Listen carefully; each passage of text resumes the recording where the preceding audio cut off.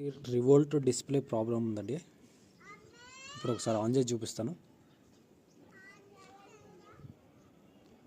చూడండి, పర్సంటేజ్ చూపించట్లేదు, రేంజ్ కానీ ట్రిప్ కానీ ఆర్పిఎం కానీ ఏది కానీ చూపించట్లేదు. ఇక్కడ మోడ్ కూడా చూపించట్లేదు. కాకపోతే బండి అయితే రన్నింగ్లోనే అనేది మనము రిపేర్ చేసాం అనమాట. కొంచెం ఐసీ సెక్షన్లో అలాగే కొన్ని కాంపోనెంట్స్ పాడైనాయి. ఆ కాంపోనెంట్స్ వేసినాము.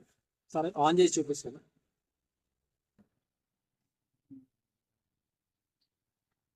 చూడండి, ఇంతకుముందు పర్సంటేజ్ రాలేదు, రేంజ్ రాలేదు, అలాగే మనకి మోడ్ కానీ స్పీడ్ కానీ ఏం రాలేదు. సో థ్రాటల్ కూడా ఇస్తాను.